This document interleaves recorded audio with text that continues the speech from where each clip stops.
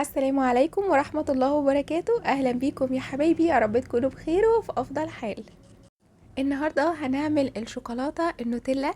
الشوكولاتة حبيبة الكل، الصغيرين والكبار. هنعملها مناسبة لنظام الكيتو واللو كارب ومرضى السكر وحساسية الجلوتين بطريقة حصرية وجديدة، والطعم حلو جدا. مش هنستخدم فيها بندق، ولكن هي بطعم النوتيلا الأصلية. لأول مرة ناكل الشوكولاتة النوتيلا بدون ما نرفع السكر، ويكون مفيدة جدا وصحية وكلها فيتامينات ومعادن. ولو قدمناها مع التوست الأسمر لنظام الكيتو واللو كارب فهو أحلى تحلية لشهر رمضان. كل عام وانتم طيبين، ويا رب يبلغنا شهر رمضان واحنا في أفضل حال. يلا مع بعض نشوف الشوكولاتة النوتيلا القمر دي عملناها ازاي، ونشوف المكونات ونشوف الطريقة. بس قبل ما نبدأ، لو أول مرة تشوفوني ما تنسوش اشتراك وتفعيل زر الجرس أو الجرس عشان يوصلكم إشعار بكل فيديو جديد، ولايك وشير لو عجبكم الفيديو. يلا مع بعض نبدأ بالمكونات والطريقة. بسم الله، وهنبتدي مع بعض بأول مكون معانا هو الطحينة. الطحينة أو الراشي أو الهردة ليها أسماء كتير، ولكن هي مطحون السمسم الطبيعي. صحية جدا، لأن طبعا السمسم بيحتوي على فيتامينات ومعادن مضادة للالتهابات، غني جدا بالكالسيوم، كل مضادات أكسدة. أنا بستخدم النوع ده، هو نوع طبيعي مفيهوش أي إضافات، 100% سمسم فقط، مفيش اي اضافات. لو هتستخدموا اي نوع طحينة لازم تتأكدوا ان هي تكون مطحون سمسم بدون اضافة دقيق او اضافة نشا، لان بعض الانواع اللي بتكون سايبة بيكون ليها اضافات. تاني مكون معانا هو الشوكولاتة الدارك. الشوكولاتة انا مستخدماها فوق 70%. اي نوع شوكولاتة دارك انتوا بتحبوه. المهم ان احنا هنستخدم نص كوباية من الطحينة، الشوكولاتة هتكون ربع كوباية.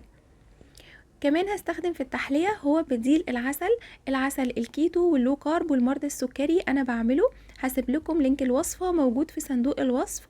طبعا هيدي طعم حلو قوي، والتحلية بتاعته مركزة جدا، يعني لو اخدت معلقة صغيرة بتديني تحلية حلوة جدا. لو مش حابين تستخدموا سكر دايت او عسل دايت هنستخدم دبس التمر، لو احنا هنعملها للاطفال هتكون كمان صحية جدا ومفيدة قوي ليهم، وبيدي طعم حلو قوي. كمان هنستخدم فانيليا قطرات بس بسيطة، وهستخدم نص معلقة صغيرة من زيت جوز الهند. وعندي هنا مكون اختياري، هو بيكون طعم البندق، يعني احنا بنجيبها من عند العطار او من محلات مستلزمات الحلويات. انا بحط قطرات بسيطة جدا فبتديني نكهة للبندق، لو مش حابين ما تضيفوهاش. اول حاجة هعملها، انا هاخد ربع كوباية من الشوكولاتة الدارك، وهضيف ليها نص معلقة صغيرة من زيت جوز الهند. هو بيكون في الشتاء متجمد كده، وهنبدأ نحطها في الميكروويف او في حمام مية سخنة. المهم ان المية ما توصلش للشوكولاتة. انا حطيتها 20 ثانية، وكمان حطيتها تاني 20 ثانية، وبدأت اقلب، فالشوكولاتة دابت مع زيت جوز الهند زي ما انتوا شايفين. هقلبهم مع بعض كويس جدا. هنا بقت جاهزة معايا. هنبدأ نجيب البولة بتاعتنا ونضيف فيها الطحينة. لو حابين تعملوا الكمية اقل من كده هنقسم نص كوباية من الطحينة، فهنستخدم ربع كوباية، وكمان هنستخدم حوالي معلقتين من الشوكولاتة. لو انتم حابين ان انتوا يعني تعملوا كمية صغيرة وتجربوها. وكمان هضيف قطرتين من الفانيليا، وهحط نقطة بسيطة جدا من طعم البندق. هو بيدي نكهة ليها حلوة كأن هي بالظبط معمولة بالبندق، ولو مش حابين ما تضيفوهوش. بعد كده انا هستخدم في التحلية هو بديل العسل الدايت. انا هاخد معلقة صغيرة بس لان هو بيحلي جدا. وزي ما قلت لكم، لو انتوا حابين تضيفوا دبس تمر او عسل نحل لو انتوا هتعملوها للاطفال، زي ما انتوا حابين التحلية.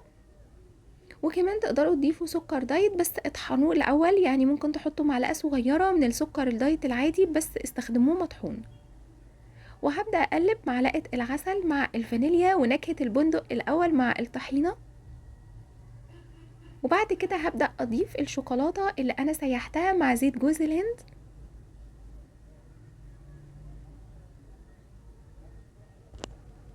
لأول مرة هتشوفوا طريقة النوتيلا دي، بس بعد كده على طول هتعملوها، لان طعمها حلو قوي وهتعجب الصغيرين جدا والكبار. هنبدأ نقلب الشوكولاتة بتاعتنا مع الطحينة. هاخد بالسباتولا كل الشوكولاتة اللي كانت موجودة وسيحتها مع زيت جوز الهند. والخطوة دي مهمة جدا ان احنا نقلب كويس جدا. انا عايزه اقول لكم ان هي تكلفتها بالنسبه للنوتيلا تعتبر اقتصاديه. اول حاجه النوتيلا هي من الحاجات المقاطعه. تاني حاجة أنواع اللي نزلت تعتبر بدائل للنوتيلا كلها مش صحية، كلها سكر ومواد حافظة وألوان صناعية. لكن هنا احنا مستخدمين فوائد كتيرة جدا، وأقل كمية هتكون طعمها حلو ومشبع جدا. الطحينة من الحاجات اللي بتشبع، فمش بنقدر ان احنا ناكل منها كتير. وكمان هي بدون مواد حافظة ومناسبة كمان لنظام الكيتو واللو كارب، يعني اي حد عامل دايت يقدر ياكل منها. وكمان الاطفال احنا هنديهم حاجة مفيدة وكمان بيحبوها. جربوها في كمية صغيرة وبجد هتحبوها جدا، وهتعملوها كتير جدا للاولاد وليكوا كمان، لان هي هتعجبكوا قوي. اول حاجة احنا هنجيب معانا البرطمان بتاعنا اللي هنحفظ فيه النوتيلا. هنغسله كويس جدا وكمان نجففه، ما ينفعش يكون فيه مية خالص.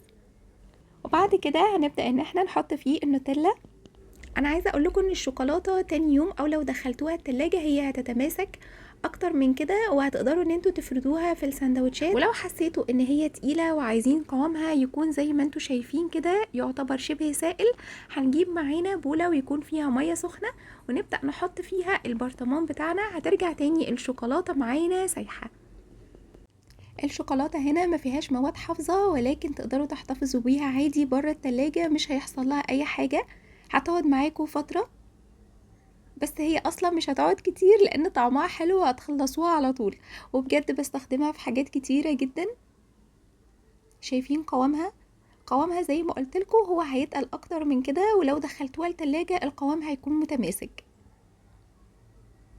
بجد احلى شوكولاتة نوتيلا، مفيدة جدا، يعني مش مجرد ان هي تحلية ولا طعم الشوكولاتة النوتيلا، لا كمان هي فوائد كتيرة جدا.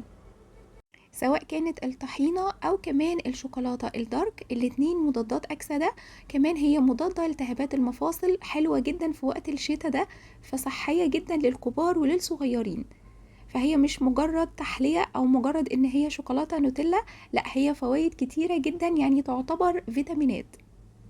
وكمان مريض السكر يقدر ياكل منها لان هي مش هترفع سكر الدم، بالعكس هي هتدي طاقة حلوة جدا وترفع الحرق، لان هي طبعا فيها الطحينة فيها دهون صحية، فبترفع الحرق وكمان بتديكم طاقة، فحلوة جدا.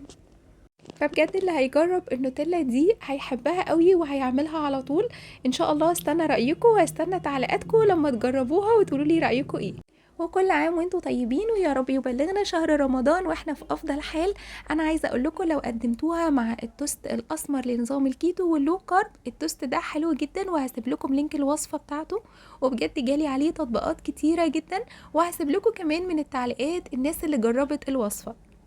لو انتم اخدتم شريحة من التوست وكمان اخدتوا عليها معلقة من الشوكولاتة النوتيلا، فهي تعتبر تحلية حلوة جدا بعد الفطار. لو انتم مش عاملين تحلية مع فنجان القهوة او كوباية الشاي، بجد هو احلى تحلية في شهر رمضان الكريم. ربنا يبلغنا شهر رمضان واحنا في افضل حال، ويعود عليكم الايام بالخير واليمن والبركات، اللهم امين. لو عجبكم الفيديو يا حبايبي واستفدتوا منه، ما تنسونيش من اللايك عشان اللايك يرفع الفيديو ويشوفوا اكبر عدد من الناس وتستفيد من الوصفات الصحية. وتقدروا ان انتوا تشاركوا الوصفة مع اصحابكم وحبايبكم عشان يستفيدوا من الوصفات. وان شاء الله اشوفكم في وصفات كتيرة وصحية بامر الله. استودعكم الله الذي لا تضيع ودائعه، مع الف سلامة.